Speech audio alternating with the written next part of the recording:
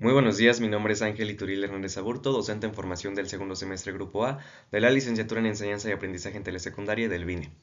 El día de hoy les hablaré un poco sobre la desigualdad educativa, basándome en las experiencias que adquirí a lo largo de la segunda jornada de observación y ayudantía. Bueno, primeramente, y para entender mejor el impacto que tiene la desigualdad en la comunidad que visité, es necesario hablar un poco sobre el contexto interno y el contexto externo del centro educativo. La escuela en la que realicé la jornada fue la Telesecundaria Federal Niños Héroes, que está ubicada en la comunidad de Santa Cruz Otlatla, en el municipio de Tlahuapan, en el estado de Puebla. Esta telesecundaria es una de las más alejadas de la zona 021 porque incluso prácticamente colinda con el estado de México. Ok, ¿qué observé en la comunidad? Primeramente, el contexto es semirural. Después, hay un 20% más o menos de analfabetismo entre la población. La principal actividad económica es la agricultura, es decir, que la mayoría de los padres de familia se dedican al trabajo de campo. Cosechan, por ejemplo, maíz, frijol, haba, papa y frutas de temporada. La preparación académica de los padres. Según nos dijeron los padres de familia no tienen una preparación académica y en caso de que la tengan, su nivel máximo de estudios es primaria o secundaria, no más. En cuanto a servicios básicos, sí hay agua potable, hay drenaje, energía eléctrica, es decir, que sí tienen los servicios básicos, pero por ejemplo, en el caso del internet, son muy pocas, de verdad muy pocas las personas que pueden acceder a este servicio. Además, en la parte baja de la comunidad falla mucho la señal, entonces en estos lugares uno prácticamente está incomunicado. Bien, entonces conociendo lo anterior es momento de hablar ahora sobre la escuela. En la telesecundaria pude observar los siguientes obstáculos. Primero, solo hay dos maestros.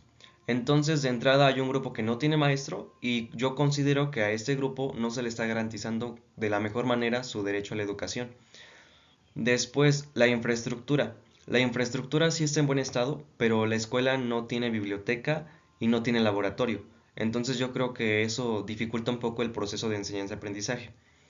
Después, en cuanto a servicios, sí tiene los servicios básicos, pero no tiene internet, porque los padres de familia se negaron a seguir pagándolo. Entonces, como no tienen internet, por ejemplo, en la clase de computación únicamente trabajan con la paquetería de Office, no usan internet, y yo creo que eso también sería un obstáculo. Em, Otro aspecto es que la telesecundaria comparte instalaciones con el bachillerato digital y esto yo lo veo como un obstáculo porque según nos platicaban los maestros, los alumnos del bachillerato son realmente muy indisciplinados y sí han dañado ya parte de la infraestructura de la escuela. Y finalmente, el director es director comisionado, además de ser director atiende al grupo de primero A y entonces por inercia hay momentos en los que desatiende al grupo. Ok, finalmente voy a hablar sobre las desigualdades educativas que encontré en mi grupo asignado, que fue segundo A. Para eso hice este cuadro de escalera, donde el primer escalón es el acceso a la educación. Yo puedo decir que la mayoría de los adolescentes de la comunidad tienen acceso a la educación y de un 100% de adolescentes, el 80 o 90% sí asisten a la escuela. Solamente hay una secundaria, entonces cuando los alumnos egresan de la primaria, su única opción para seguir estudiando es entrar a la telesecundaria de la comunidad. Mi grupo fue el grupo que no tenía maestro, entonces yo considero que aunque los estudiantes tienen acceso a la educación, no están aprovechando como tal esta oportunidad. El segundo escalón es la deserción y la permanencia. En la escuela sí hay un buen grado de permanencia, yo diría que un 80% de los alumnos que entran a primero concluyen su educación secundaria, pero hay muchos alumnos que migran a Estados Unidos y aunque no lo hagan mientras estudian la secundaria, lo hacen cuando la terminan. O sea, no continúan estudiando el bachillerato, prefieren migrar a Estados Unidos. El tercer escalón es el rezago educativo. Aquí sí observé un gran rezago educativo precisamente porque no tienen maestro. Y los pocos temas que abarcaron al inicio del ciclo cuando tenían maestro, pues a estas alturas ya los olvidaron.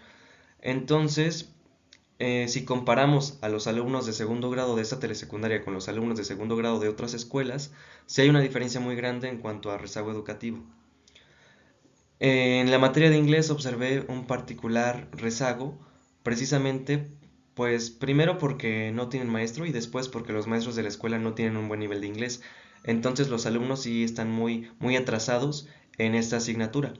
El último escalón es el trabajo y la explotación infantil. Yo no observé la existencia de explotación infantil, pero sí hay varios alumnos que ayudan a sus papás en el trabajo del campo. Entonces, si lo vemos de manera cíclica, el primer escalón nos dice que la mayoría de alumnos acceden a la educación, pero después tenemos el caso de la deserción. Algunos desertan porque migran a Estados Unidos, y los pocos que permanecen tienen rezago educativo, como fue en el caso de mi grupo. Y finalmente, este rezago educativo ocasiona que los estudiantes pierdan interés en seguir estudiando y terminen abandonando la escuela o ya no siguen estudiando el bachillerato. Y entonces prefieren o migrar o ayudar a sus padres en el trabajo. Esto fue todo de mi parte, muchísimas gracias.